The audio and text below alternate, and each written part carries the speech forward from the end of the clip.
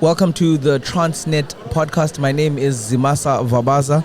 We are live in Durban at the Transport Evolution Africa Forum and Expo. And today we're unpacking different aspects of Transnet's input into our nation's transport and logistics economy. And part of that is security. And today I'm joined by Nico Duplessis, who's a senior manager for security at Transnet Port Terminals. Nico, how are you doing today?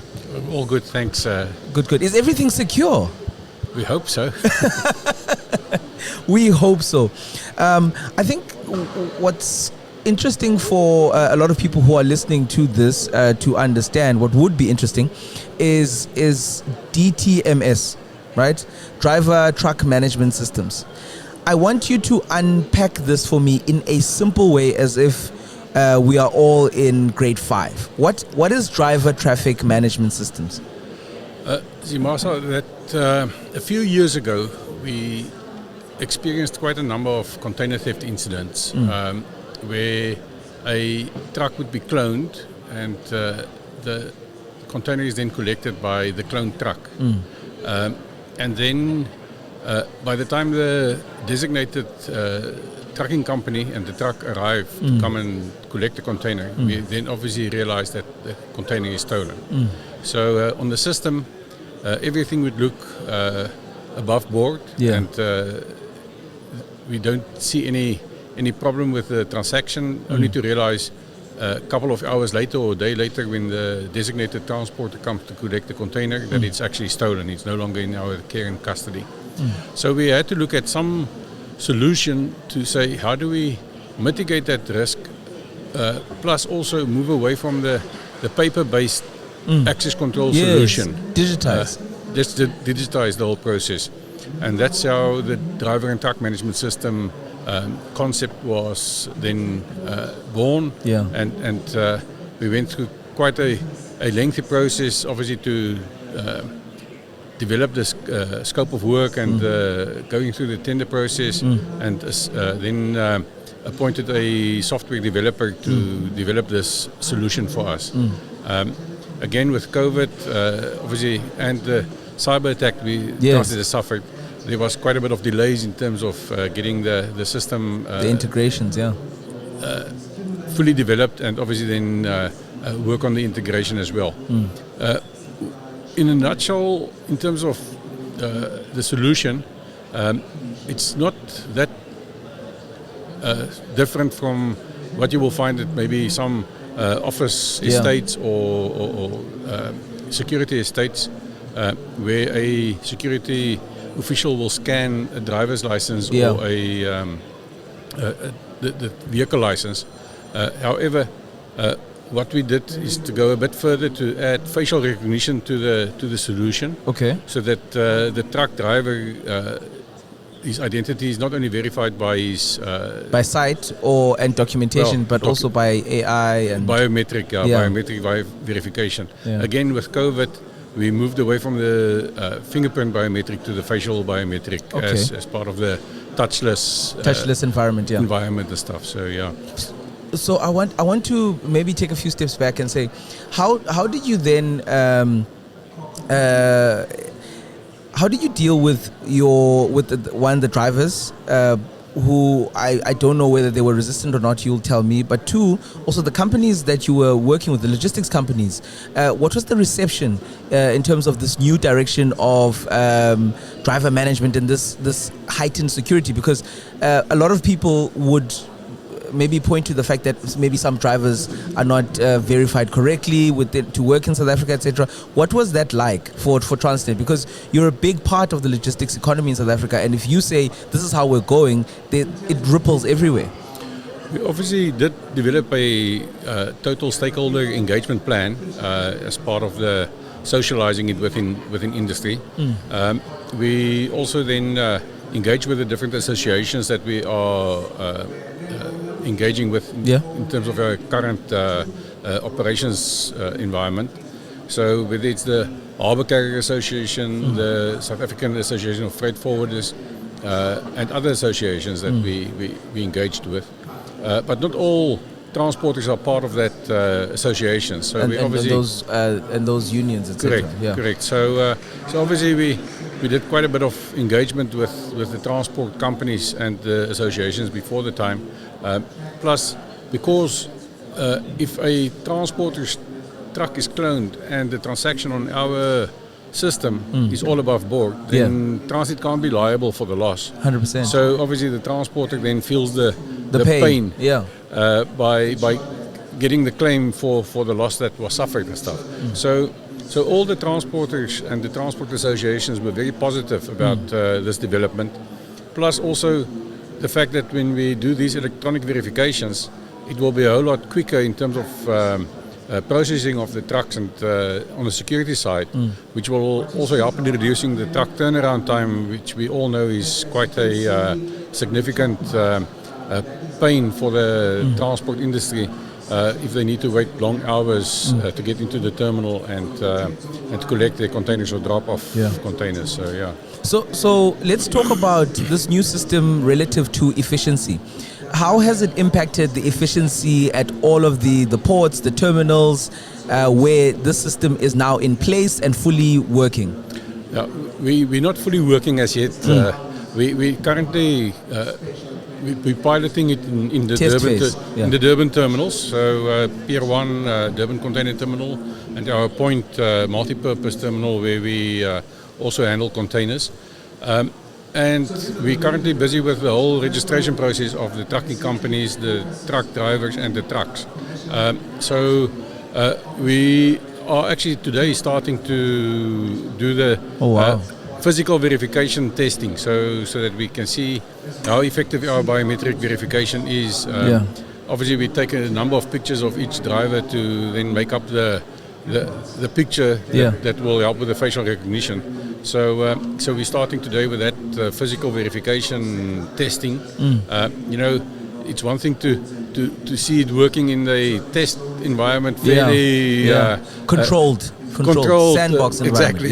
So now it's in the real world with the driver sitting in the truck and all these things. So different ambient conditions, different lighting conditions. So we will see how that now pan out. And if all goes good, then hopefully... When all goes well. We hope to start the full-blown physical verification, if not the 1st of October, fairly early into the October month. So when you looked at the potential benefits of this new DTMS system, what were some of those benefits, and how are people who work with Transnet as well as Transnet going to benefit from this? Well, obviously, firstly, if we reduce or mitigate the total risk of container theft, there's no claims against Transnet anymore. The cargo within TPT is not insured, so which means it all comes off our bottom line. So any claim that we need to pay for the theft of the containers is straight from the business. Exactly. So which means our profit margins will increase, even though it might not be by significant numbers maybe, but I mean in the total picture every drop in the ocean is water. Exactly. And then secondly, better customer satisfaction, because we are able to process the drivers quicker, because they are on a database. It's fairly quickly to process them at the gate, access control processes. So which means quicker turnaround time. And again, for the transporters, because there's no theft, they also not liable for any loss or whatever else. So it's also a saving on there. And insurance costs. Correct. Yeah. So taking from the point where this is now working to where it is now rolling out at all of Transnet's, I'd say, contact points for drivers. How long would that rollout take place? Is it an instantaneous thing? And also digitally in terms of networking, will this be working on a wireless network where anywhere, whether you are in the Northern Cape or you are in Richards Bay, you will see real time all the portals that are working and how many trucks, etc. Is that what the system will look like? Well, we are looking at rolling it out within TPT, within Transit Port Terminals. Obviously, firstly to our Navis container terminals, where the Navis system is in place. because the development work was with the integration with Navis to make sure that the transaction is indeed on Navis when the truck is at the gate to come and collect the container. So that integration was what the development was all about. So we now need to also look at the integration into our GCOS system. Again, on the bulk and the break bulk side to then have that interface with DTMS to make sure that the trucks coming into those terminals are also legitimate and verified and all these things. So there's a bit of development work to be done before we can roll it out to the non-Navis terminals. So as I sit here, as a South African, I'm seeing this as a possible solution for a lot more parastatal businesses that deal with this type of driver verification, identification, and authorizations. So is this something that, since you guys have created the system, that can be given to, let's say, an ESCOM, where you guys work together, or can be given to any other entity that deals with drivers and trucks? It could be, but I think also that there's in the private sector, in terms of the depots and the warehouses where containers are loaded and offloaded and stuff, where they are also sometimes the victims of crime and also clone trucks coming to collect product and factories and manufacturing plants. So I think it's definitely there's a potential of further application within the broader business community and not only within Transnet. So. And this is what is really I would say inspiring about this is because this is Transnet being at the forefront of trying to say, how do we solve our problems, but inadvertently solving an industry problem. Correct. So and this is the types of iterations with digital interfaces that can assist a whole lot of people. Now I want to talk about where we go into the future, the current status of security, the security environment that Transnet operates in, but also for TPT, where the future of its secure operations lies. We actually in the process of finalizing the review of the security strategy within Transnet as a group. And one of the recommendations out of that review of the strategy is obviously the bigger use and optimal utilization of technology and the whole digital environment. Whether it's the use of drones, whether it's better technology, body-worn cameras for security personnel in certain places. So there's definitely not only the old traditional CCTV solution anymore, So there's a whole suite of technology available that one can actually use to fight crime within the business. I think also, if you look at the Transnet Freight Rail recently, the new contracts which look at outcomes-based, where we ask the service provider to actually do an assessment and come up with not only a warm body at a point, but also integrated systems, use of technology in fighting the crime and how best we can address the problem that we have within the security-wise and the impact it has on the business. And warm bodies versus more technical and digital solutions also offer a symbiotic synergy there, where you've got a person, but you've also got drones that patrol areas maybe that he might not do as frequently, he or she might not be able to do as frequently. So you get or start to create a more secure environment, and that's always a good thing. Correct.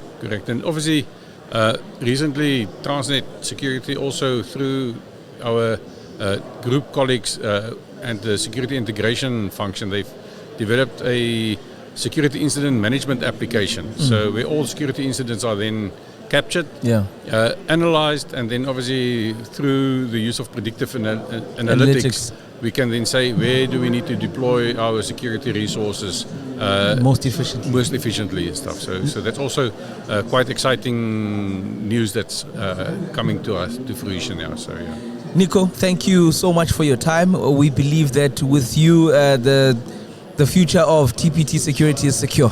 Thank you very much. Thank you very much for your time. Thank you for your expertise, for sharing with us what's happening with regards to DTMS and also the environment that you operate in and how you make that environment safer. So that was Nico du Plessis, Senior Manager for Security at TPT. Thank you. Thank you.